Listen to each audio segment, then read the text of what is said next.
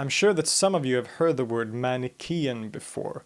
It is often a word used for something that is strongly dualistic or lacks nuance. But some of you may also know that it was an ancient religion that flourished in the Middle East and in the Central Asian region particularly. In fact, Manichaeism was once one of the most widespread and popular religions in the world and has been called by scholars the first world religion. But not many people know too much about this faith tradition, so let's change that.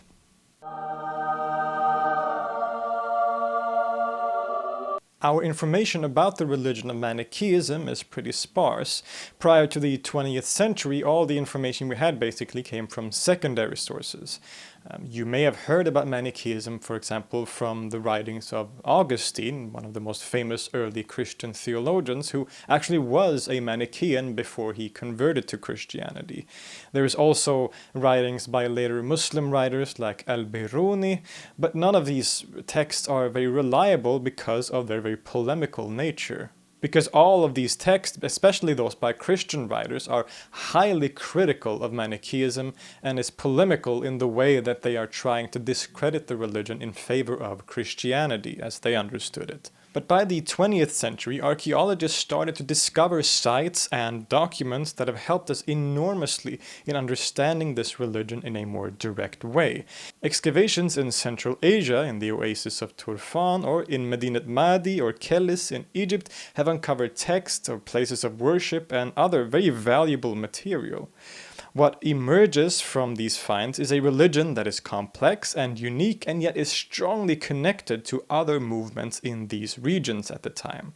Okay, so let's get to it. What is or was Manichaeism? Let's start at the beginning. The beginning of this story centers around the religion's main figure and prophet, Mani. He was most likely born in 216 of the Common Era in a city close to the Tigris River, so it's close to modern-day Baghdad. This region was part of the larger Sasanian Persian Empire at the time and was an incredibly multicultural and vibrant environment in terms of religion. It was a melting pot of different, both old and new emerging traditions. Zoroastrianism was of course very strong, as it was the kind of official religion, state religion of the Sasanian Empire, and of course had a huge influence. But we also find different Jewish groups, Mandaeans, and new movements that had formed around the figure of Jesus of Nazareth, what we today know as Christianity. The Christians was not a unified group at this point, but consisted of many different individual movements, some of which were still very strongly connected to Judaism, while others were starting to increasingly separate from it. There was also a strong presence of Buddhism at this time, especially in the Central Asian region. So you can see there were many different religious movements. It was a very vibrant time. So Mani grew up in this kind of environment, this incredibly multi-religious, multicultural environment, and this would of course have a strong influence on his later religious teachings. He has sometimes been portrayed as a Persian prophet, and thus being foreign to the Judeo-Christian or Abrahamic framework, but this is actually highly inaccurate. In fact, for the first 2 decades of his life, following in his father's footsteps, Mani belonged to a Jewish Christian group called the Elkesites. This group apparently put a large emphasis on purification rituals, perhaps similar to the Mandaeans, as well as many other Jewish and Christian groups at this time. But Mani was destined for other things, as he started receiving revelations at the age of 12 and then at 24, resulting in him leaving the Elkesites and instead starting his own religious movement. After this, he would spend the rest of his life doing very heavy missionary work in all across the Persian Empire as well as the Roman Empire. For a while, he also traveled to India and became quite popular there, even, according to some reports, being called Buddha by some people. One very significant thing about Mani, which sets him apart from a lot of the other founders or main figures of different religions, is that he actually wrote down a lot of texts. This was apparently a conscious effort to avoid making that same mistake as others had done, like the Buddha or Jesus, who didn't write themselves. And so he wanted to write many different books in order that there would be no misunderstandings by later followers. Now, of course, you could argue that it's impossible for understandings to appear anyway, way, but it is also said that Mani was a great artist or painter, and indeed visual art would come to play an important part in the Manichaean religion, as we will see. Now, somewhere around the year 242, Mani, while back in Persia, successfully preached his message and actually received the support of the sitting Sasanian king Shapur I. And this allowed Mani and his followers to spread even further and wider, as an endorsement from the king made things significantly easier, of course. Now, what Mani preached was a unique and universal religion. He saw himself as the heir to great prophets like Jesus, Zarathustra, and the Buddha, and his new religion as the pure or true versions, the most pure form of these religions, that is Christianity, Zoroastrianism, and Buddhism. But above all, Mani describes himself as an apostle of Jesus, and his connection to Jesus was particularly strong and significant. Connected to this is also the fact that Mani was identified as the so-called Paraclete, which is mentioned in the New Testament in the Gospel of John, also sometimes called the Helper. The Paraclete is, according to many Christian readings, associated or identified with the Holy Spirit, but it should not be understood that Mani saw himself or was identified with the Holy Spirit in the sense of being part of the Trinity. The doctrine of the Trinity was not firmly established in Christianity at this time, and the Manichaeans did not adhere to this doctrine.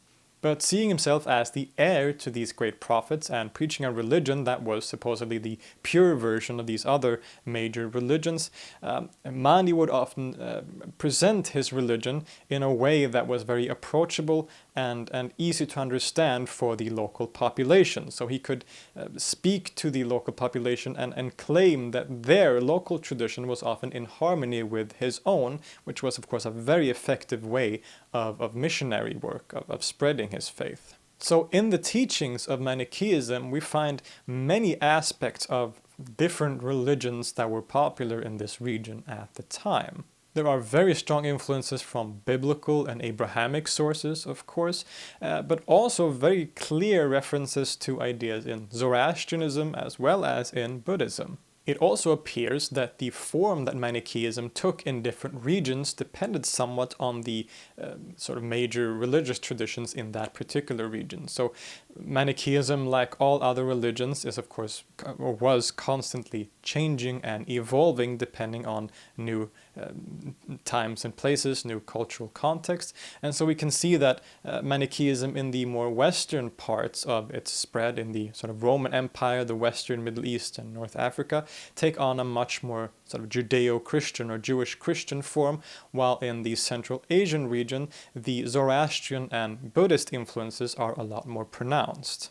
But Mani's support by the Sasanian king was temporary.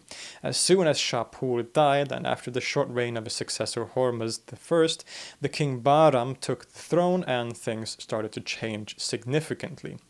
The Zoroastrian clergy had been strongly critical of Mani and his movement and called for very harsh measures against them. The new king ended official support for Manichaeism, and a great persecution started here. Mani himself was actually arrested and put in prison in the year either 276 or 277, and some sources claim that after only 26 days he succumbed to the terrible conditions in prison and died. This marked the end of the life of the prophet Mani, but by no means was this the end of the religion that he started. He had been very successful, he and his followers, at spreading the religion into different parts of the world, and this only continued after he died. It spread across the Middle East to North Africa and even Spain. It spread to Georgia, Central Asia, India, and all the way to China. By the year 400, a bit more than 100 years after Mani's death, there were Manichaean communities in Syria, Palestine, Egypt, Arabia, Armenia, Rome, and Spain, just to mention a few. In a very short amount of time, the religion had managed to spread to basically every corner of the known world, a feat that no other religion had managed before. Now this is why some scholars have referred to Manichaeism as the first world religion in history. You can see why this may be the case. But Manichaeism for most of its history remained under very strong persecution.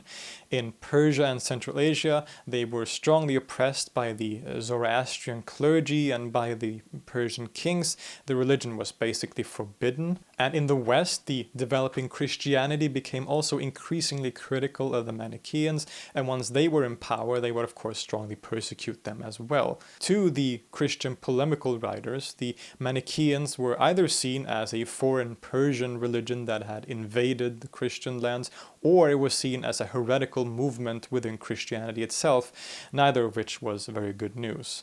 Interestingly, evidence from Kelis in Egypt, one of the archaeological sites, shows that there have been time periods when the Manichaeans and Christians, the sort of mainstream Christians, lived side by side, and that the Manichaeans, if given the question, would have most likely identified themselves as Christian. This shows us that things are a lot more complex than what is often assumed. The religious identity of the Manichaeans is a complicated question that can't be explained in very simple terms. We shouldn't, as many have done, simply say that Manichaeism is a form of Christian Gnosticism, because not only is Gnosticism itself an arbitrary term that wasn't necessarily a unified community at all, but Manichaeism was also very different in significant ways to the theology expressed in those texts we often refer to as Gnostic, even if there are many interesting similarities, of course, too. The great persecution that the Manichaeans faced in basically every part of the world that it existed is one of the reasons that the religion is basically extinct today. Things got a little easier after the Arab conquest and under the early Islamic caliphates, but there were periods of persecution here as well. So even though the religion had appeared and spread in a very rapid pace and spread to large parts of the world, in just a few centuries it had all but disappeared. By the 11th century, the religion had more or less died out in the Middle East, in Persia and North Africa. It did, however, survive in southern China for a few more centuries, some say until around the 17th century, but since then it's been pretty quiet. It is very possible that there have been small communities surviving. There is, for example, a group on the website Reddit where people interested in Manichaeism gather, and it appears that there are some still practicing it today to some degree. So there may very well be people who still identify as Manichaeans, but there are so few of them that we can still basically call the religion extinct. And even if the religion itself isn't necessarily around anymore, it probably has had a great impact on other religions, other cultures. Being such a widely spread and popular religion in the late ancient period, it must have in some way influenced the other currents that were happening at the time, including, of course, Christianity. Islam also developed in a region and time when Manichaeism was very much present, and so we can speculate also as to how much Manichaeism may have influenced that religion too. It's interesting that Mani is said to have called himself the seal of the prophets, much like what the Quran calls the Prophet Muhammad, but this comes from later Muslim writers, so we should probably take this with a grain of salt. But this leads us to that central question that most of you have probably been asking yourselves since the start of this video. What did the Manichaeans believe, and how did they practice their religion? As I've already mentioned, Mani saw himself as a universal prophet. He was the heir to Zarathustra, to the Buddha, and above all, to Jesus. So when we look at the beliefs of Manichaeism, we find traces of all of these different religions. One of the main characteristic features of the Manichaean theology and cosmology is a very strong dualism. The religion is so strongly associated with dualism that the word Manichaean has become a kind of shorthand word for anything that is strongly dualistic, even outside of the sphere of religion. But what this means on a religious level is that Mani and his followers saw the world as consisting of two essential forces, that of light or good and that of darkness or evil. This is of course similar to some forms of Christianity like what we call Gnosticism, but in particular there are strong similarities here with Zoroastrianism. And just like in Zoroastrianism, the Manichaeans divide world history into three stages. In the first stage, light and darkness are completely separated spheres. God, or the Father of greatness, rules over the sphere of light, which consists of his attributes like purity, light, strength, wisdom, and the five elements of light, water, fire, air, and wind. The sphere of darkness is ruled by the king of darkness and his 5 offspring. Here we also find 5 elements: smoke, darkness, fire, water, and wind. The second phase or era of creation is when the dark and light spheres come into contact. The darkness wants to infiltrate the light, but the father of greatness creates the mother of life, so-called, who in turn sends original man, which is a kind of spiritual form of man, to infiltrate the sphere of darkness and destroy it from the inside, like a Trojan horse, if you will. Once the king of darkness and his offspring are defeated, original man, together with the mother of life, create the universe from the bodies of these dark beings and the light that original man had sneakily placed within them. So, as a result, the universe that we know consists both of the stuff of darkness, that is, the bodies of these dark beings, which is mainly the material aspect of the world, and also the stuff of light, things like the human soul or the planets and stars in the sky. For the rest of the second phase and into the third phase, which is the current one, the purpose of this whole existence is to separate the light from its dark material, in order to hopefully reach a complete separation of the two once again.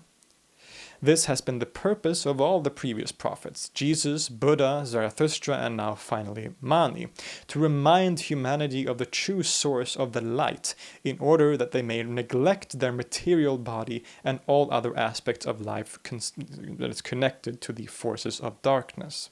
Okay, are you with me so far? This is obviously a very complicated cosmology. Even I have trouble keeping it all together sometimes. But this is the basic idea behind the dualism of the Manichaeans. The world is like a cleaning factory to separate the particles of light from the darkness. And in the practices of this religion, we find traces of this scheme. In the microcosm of the human being, the same struggle takes place as in the macrocosm of the cosmos.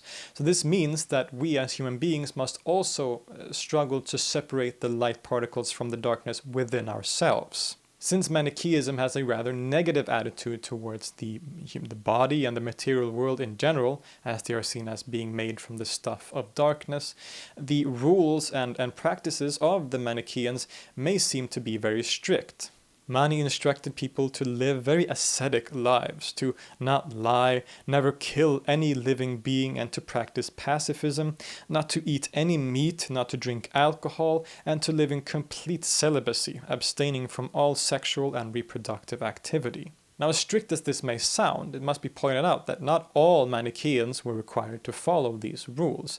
Instead, the community was divided into 2 general groups: the elect and the hearers. The elect were those who had taken the Manichaean vows and followed all the above rules very strictly, as well as praying and fasting very intensely.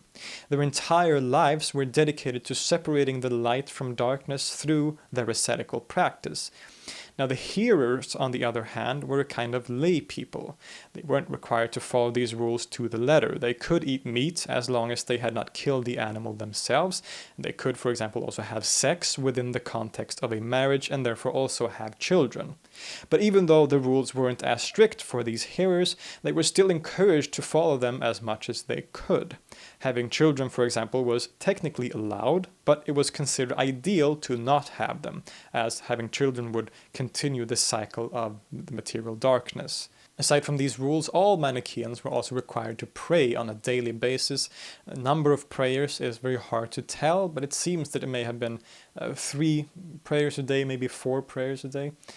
The times of day when the prayers took place is also basically impossible to know for sure, but it seems that the Manichaeans may have adopted to the mainstream practice or the most prominent practice in a certain region. So for example, in later periods when the Manichaeans lived under Muslim rule, the prayer times may have been sort of adjusted to sync up with the prayer times of the Muslims. The Swedish scholar of religion Jörgen Magnusson has written an article on the food practices of the Manichaeans, which serves as an interesting example of how the relationship between the elect and the hearers functioned, and also gives us a look into some of the practices of the community in general.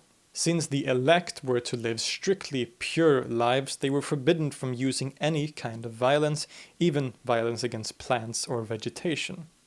This made it basically impossible for them to provide themselves with any food. So instead, during their daily meal, the hearers would provide them with the vegetarian food in a kind of ritual. The elect would then pray and bless the food and the person bringing it, which cleared the hearer from the charge of having used violence to get them the food. And then through their meal and their congestion system, the elect would then, because they lived such holy and pure lives, release the light particles of the food from the dark and thus serve the cause of the world of light through this ritual meal. So this meal or table was a kind of exchange. The hearers brought food to the elect and was forgiven for their sins as a result, and the elect themselves used the food and meal as a way to help separate the light from the darkness. Now, this is just a short summary and a few examples of the practices of the Manichaeans. Of course, research and scholarship is giving us more information as time goes by. Another somewhat characteristic aspect of Manichaeism is their prominent art, visual art. There are plenty of surviving Manichaean depictions of various scenes and cosmological schemes that are quite beautiful and dramatic.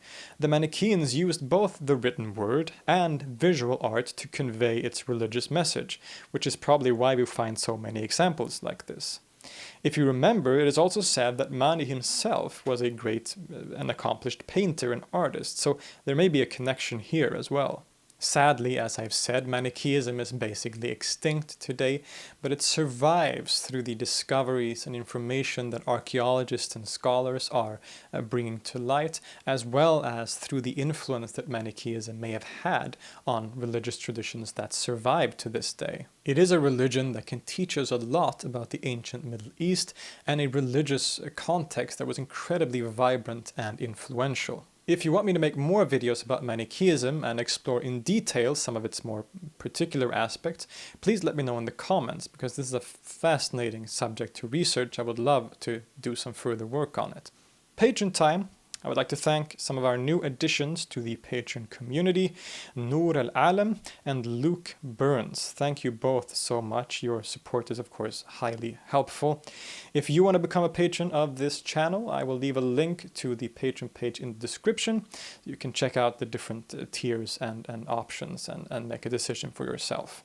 I hope this video was a good and interesting introduction to Manichaeism. As I said, if you want more, then let me know in a comment.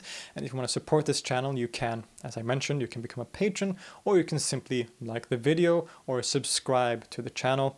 And I'll see you next time.